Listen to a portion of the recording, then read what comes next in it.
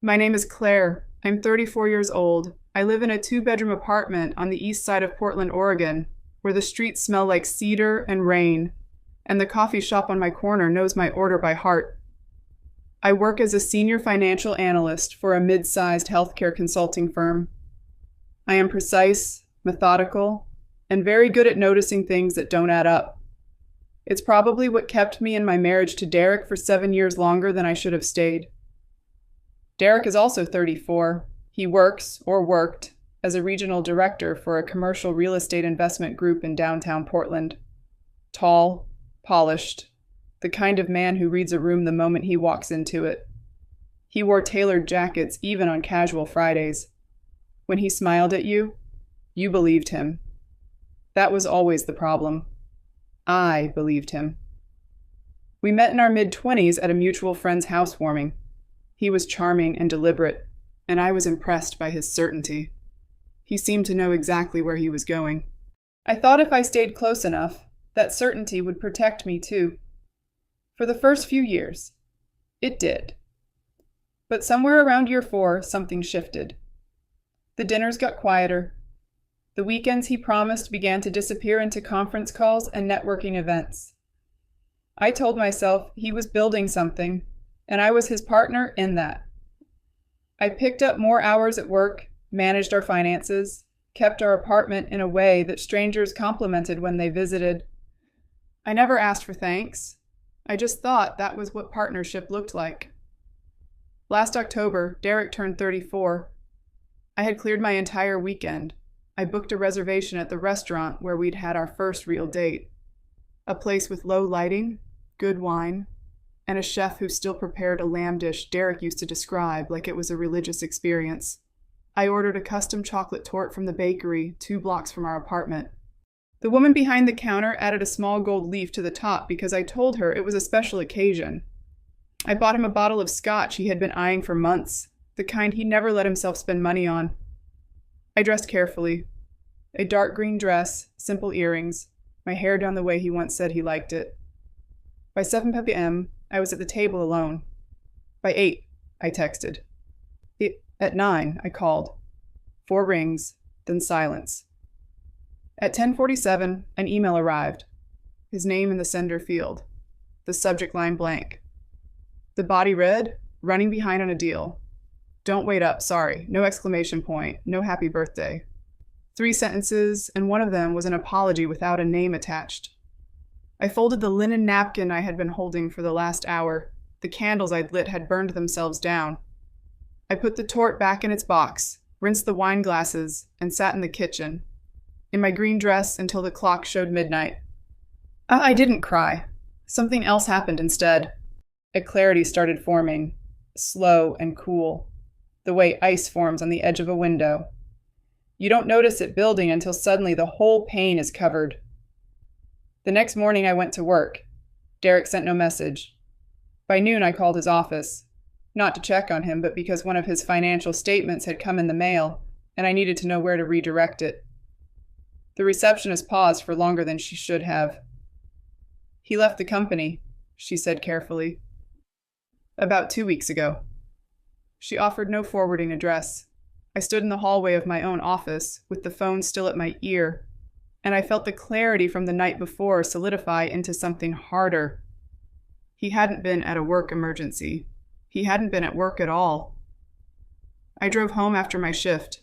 The apartment felt different before I even unlocked the door. A kind of hollowness to the air, like sound had been subtracted from it. I called his name anyway. Nothing. In the bedroom, the closet was open. Closet? Half the hangers were bare. His toiletry bag was gone from the bathroom. His passport was not on the shelf where it always sat. Why, he was standing near the hallway with a carry-on when I found him, zipping it shut with the calm efficiency of a man who had rehearsed this moment many times. "What are you doing?" I asked. He looked at me without expression. "I've accepted a position with a development group in Scottsdale. I start Monday." "You quit your job and took another one, without telling me." "I've been trying to figure out how to say it." He set the bag down and reached into the inside pocket of his jacket. A folder. Inside it, paperwork I recognized immediately, the kind with the state seal at the top and 2 signature lines at the bottom. I looked at the papers, then at him. He offered the kind of speech I imagine he had rehearsed in hotel rooms or on long drives, that I prioritized work, that the apartment was always more mine than ours, that I never made him feel chosen. I listened, and I thought about the birthday dinners that went cold, the weekends I canceled plans for because he asked me to, the time I drove 4 hours to meet his mother for a holiday he had forgotten to mention until the night before. A real partner doesn't need to be reminded, he said. You're right, I said. She doesn't, and neither do I. He picked up his bag and walked out. The door closed behind him with a soft, final click that sounded, to me, like the last page of something being turned. 3 days later, I received a call from our building management company. The lease termination request had been filed under his name. The note he had left them said he no longer resided at the address and the remaining occupant would vacate before the end of the month. I sat with the divorce papers for 4 days, not out of indecision, out of something more like ritual. I wanted to read every line. When I finally picked up the pen, my hand was completely steady. I signed and dated it and felt, very simply, free. 2 weeks after the filing was finalized, I received an email from Derek. The subject line said one word, news. I opened it, expecting a change of address. Instead, there was an attachment, a photograph, a marriage certificate, his name on the left side. On the right, Vivian Ashford Crane.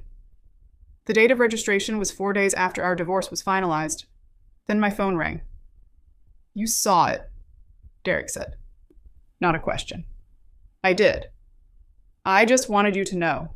Life is better than I expected, honestly. I said nothing. I waited. Vivian is 34, same age as you, but she's different.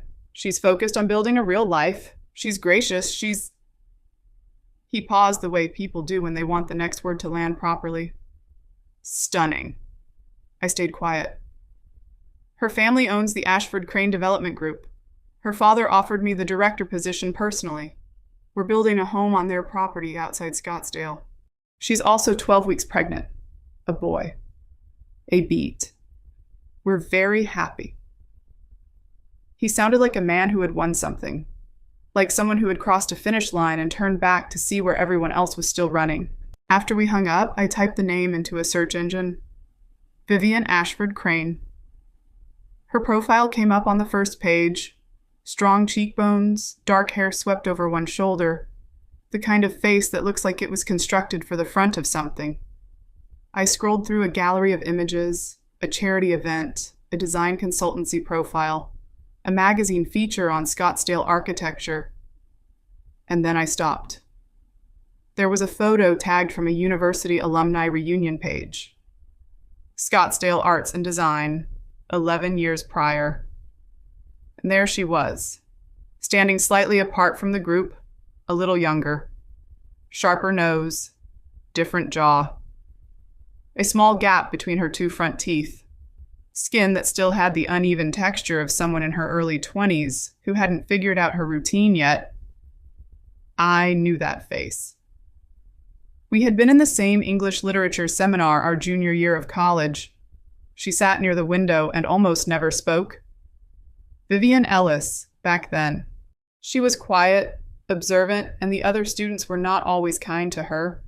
I always thought she was more perceptive than she let on. I never told her that. I didn't say much to her at all. I called my college roommate, Jade. Do you remember Vivian Ellis? I asked. A pause. Then, oh my God, why? I explained. Jade was quiet for a moment. Then she said, she moved to New York after graduation, worked at a design firm, and she had quite a bit of work done. Rhinoplasty, jaw work, some other procedures. By the time she came back to Scottsdale 4 years ago, most people from school didn't recognize her. She changed her last name when she married briefly, Jade added. Very short marriage, kept the name Ashford Crane, opened an interior design consultancy, got into the development world through client connections. A pause. You said Derek married her? 4 days after our divorce was finalized. Jade laughed softly, not cruelly, just the quiet laugh of someone who sees the exact shape of a story. Well, she said, I hope he likes surprises. I thanked her and ended the call. I sat looking out my window at the street below. I felt no anger. What I felt was something more like recognition, the sensation of having stared at a puzzle for years and finally seeing what the image actually was. 7 weeks later, my phone rang from a number I did not recognize. I answered anyway. Claire. Derek's voice. The triumph had completely left it. How did you get this number? I still had your secondary contact in an old email thread. He exhaled. I didn't know who else to call. I waited. The baby came, he said, last Thursday. Congratulations. He doesn't... He stopped. Tried again. He doesn't look the way either of us expected. I kept my voice measured. Babies often don't.